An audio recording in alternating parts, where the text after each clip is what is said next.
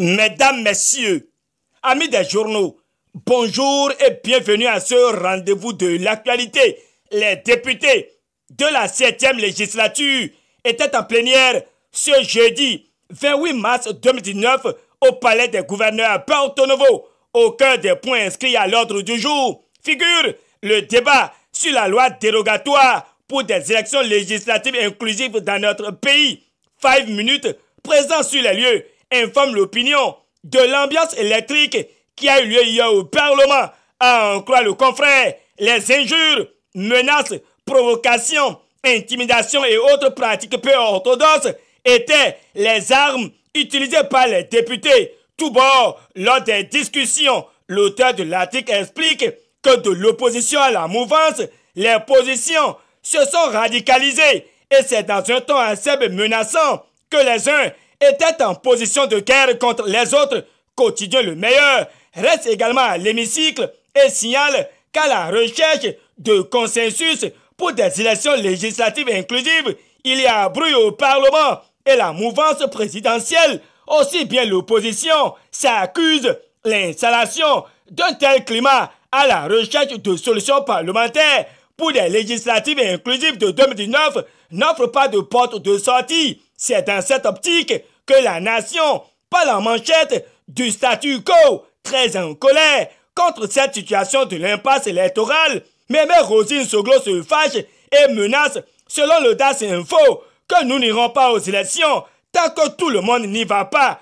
Pour Point Média, le miracle parlementaire pour une sortie de crise préélectorale se fait toujours attendre. L'imprimé étale que la prophétie de Nouroudine Saka Saleh est réalisée avant d'ajouter que le bloc de la majorité parlementaire est campé dans ses bavardages. Or, l'opposition est unanime et rassure que sans elle pas d'élection. Tel un arbitre, le Béninois libéré analyse le dilatoire artificiel de la minorité au Parlement dans un contexte de main-tendue. Déçu, le journal d'Aboubacar Takou clarifie que Talon et Oumbedi sont coupables. De son côté, les 4 vérités trouvent des complications liées au consensus parlementaire en vue des élections législatives inclusives.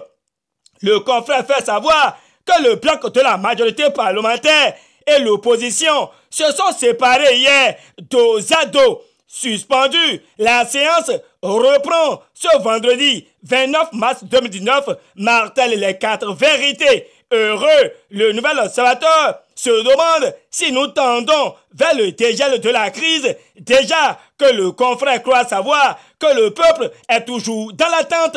Dans sa contribution, Matin Libre parle de l'enlisement des débats au Parlement. Impossible consensus, écrit le quotidien avant de relever que selon Jean-Michel Abimbola, la révision s'annonce comme la seule issue, ouvrant ainsi la porte aux élections entre les partis de talon, écrit le confrère. Mais Matin Libre confie que les organisations de la société civile appellent à la régulation de la Cour. Pendant ce temps, les centrales syndicales, à savoir la COSI Bénin, la CSA Bénin, la CGTB, la CESUB et autres, exigent des élections inclusives. Même son de cloche par le leader du jour qui expose que les travailleurs invitent les acteurs politiques à éduquer par l'exemple. Matin Libre termine tout en signalant que l'opposition est au pied du mur. Quelle hérésie, s'exclame le nouvel observateur qui voit l'Union sociale libérale à la mouvance sans prendre de distance. Le confrère de la matinée n'y note qu'une pure intoxication et apporte le démenti formel du porte-parole du parti, Donclam Abalo. L'Audace Info mentionne que face à la détermination du président Sébastien Germain Achavon à restaurer la démocratie et l'état de droit au Bénin, de gros mensonges des pervers s'orientent contre l'Union sociale libérale. Le quotidien insiste et signe que l'Union sociale libérale reste et demeure un parti de l'opposition pure, dure et sûre, n'en déplaise aux oiseaux de mauvais augure. L'autre information qui fait la une de la presse béninoise ce jour, c'est bien l'acte d'acquisition d'un domaine à Parakou par l'ex-président Boni Yahi. Matin Libre écrit que la Cour déclare l'acte non avenu et condamne l'ancien président selon Diakpata. Le journal de Cyril Saïzonou donne lecture de la décision DCC 19-067 du 28 mars 2019 à la suite de Diakpata. Le Soleil Bénin Info s'installe et donne et aborde les informations relatives à la mise en œuvre des réformes à l'Agence nationale des transports terrestres ANATT. Conformément à l'imprimé, Thomas Gbeva donne le sourire aux propriétaires de véhicules avec la réduction du coût de l'immatriculation et la suppression du livret de bord. L'actualité amplifie cette information et indique que le sous-secteur des transports est révolutionné sous le DGA Gbeva avec une réduction de 4 000 francs CFA sur les frais de l'immatriculation des véhicules à 4 roues et plus.